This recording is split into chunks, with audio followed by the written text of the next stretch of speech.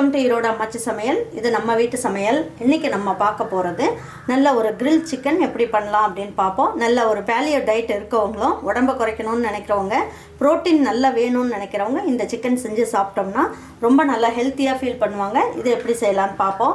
நம்மளோட சேனலில் சப்ஸ்கிரைப் பண்ணாதவங்க சப்ஸ்கிரைப் பண்ணிக்கோங்க.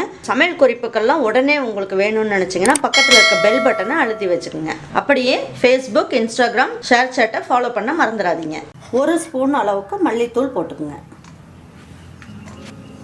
1/4 ஸ்பூன் அளவுக்கு மஞ்சள் தூள் போட்டுக்குங்க. 1/2 ஸ்பூன் அளவுக்கு ஜீரகப்பொடி போட்டுக்கலாம். 1/2 ஸ்பூன் அளவுக்கு சோம்புத்தூள் போட்டுக்கலாம்.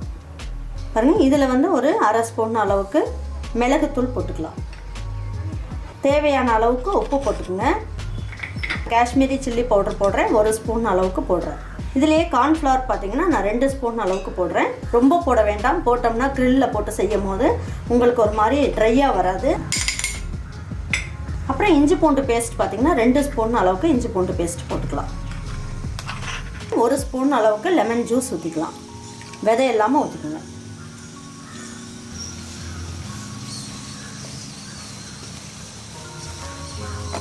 இதுக்கு தயிர்லாம் எதுவும் ஊற்ற வேண்டாம். இது மட்டும் இருந்தாலே உங்களுக்கு கிரில் சிக்கனில் சூப்பராக வரும். 1 கிலோ அளவுக்கு சிக்கன் வாங்கிட்டு வந்து வச்சுருக்கேன். இந்த மாதிரி நான் கட் பண்ணி வாங்கிட்டு வந்து வச்சுருக்கேன். அப்போ தான் நமக்கு கிரில்லில் போட்டு செய்யும் போது நல்லாயிருக்கும். உங்களுக்கு ஃப்ளாட்டாக இருந்தால் தான் உங்களுக்கு நல்லாயிருக்கும். கடையில் கேட்டிங்கனாவே உங்களுக்கு இந்த மாதிரி கட் பண்ணி கொடுப்பாங்க. இல்லை உங்களுக்கு சின்ன சின்ன பீஸ் தான் கிடைக்கிது அப்படின்னா நீங்கள் போன்லெஸ் வாங்கிட்டு வந்து இந்த மாதிரி வச்சுக்கோங்க.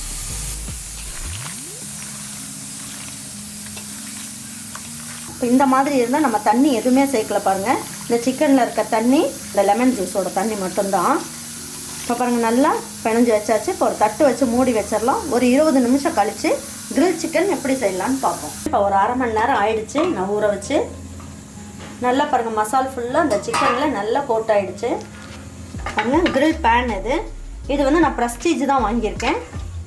இது நல்லா ஸ்ட்ராங்காக நல்லா இருக்கிறதுனால நான் இதை வச்சுருக்கேன். இல்லைன்னா உங்கள்கிட்ட எந்த பேன் இருந்தாலும் பரவாயில்ல. நிறைய பேர் கேட்பீங்க, அம்மா இது என்ன பேன்னு சொல்லிட்டு, அதுக்காக நான் காமிச்சிட்டேன். இந்த மாதிரி ஒரு ப்ரெஷ் எடுத்துக்கோங்க. ப்ரெஷ் இல்லாதவங்க துணி எடுத்துக்கோங்க. துணி வச்சு இந்த மாதிரி அப்ளை பண்ணிக்கோங்க. நம்ம இவ்வளோ தான் எண்ணெயே அப்ளை பண்ண போகிறது.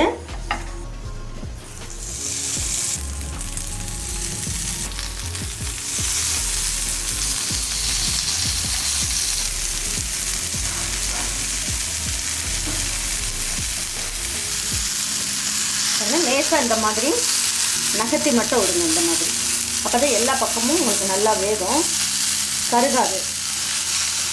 இப்போ பாருங்கள், நல்லா வெந்துருச்சான்னு பார்க்கலாம். பாருங்கள், ஒரு சைடு நல்லா வெந்துருச்சு. நல்லா திருப்பி போட்டுடலாம்.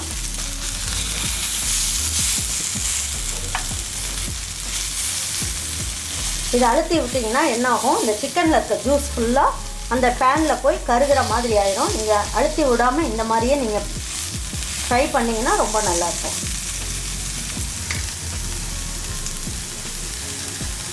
இதுக்காக உங்களுக்கு மைக்ரோ ஓவன், கிரில்லு அந்த மாதிரிலாம் தேவையே இல்லை. இந்த மாதிரி பேன் இருந்தாலே நம்ம வீட்டில் ஈஸியாக பேலியோ டயட் இருக்கவங்களாக இருந்தாலும் பரவாயில்ல, சாதாரணமாக நல்ல ப்ரோட்டீன் வேணும்னு நினைக்கிறவங்க இந்த மாதிரி கூட சிக்கனை செஞ்சு சாப்பிட்லாம்.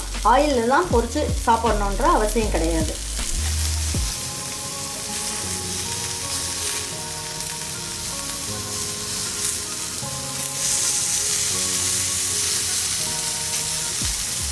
பாருங்கள், சூப்பராக நமக்கு கிரில் சிக்கன் ரெடி ஆகிடுச்சு. இப்போ இதை எடுத்து வச்சு பரிமாறிடலாம். மீதி இருக்கிறத இதே மாதிரி பொரிச்சுக்கலாம். ரொம்ப அருமையாக வந்திருக்கு பாருங்கள்.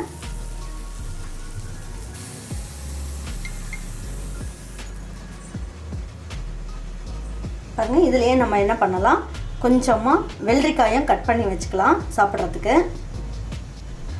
கேரட் கொஞ்சம் துருவி வச்சுக்கலாம். நல்ல ஆனியனும் நல்லா ஸ்லைஸ் பண்ணி வச்சுக்கலாம். இதில் கொஞ்சமாக லெமன் நம்ம நல்லா புளிஞ்சு விட்டு சாப்பிட்டோன்னு வச்சுக்கோங்க. ரொம்ப அருமையாக சூப்பராக இருக்கும். இப்போ பாருங்கள், நான் கட் பண்ணி காட்டுறேன். ஒரு பீஸ் எடுத்து இங்கே பாருங்கள், நல்லா சாஃப்டாக நல்லா வெந்திருக்கு.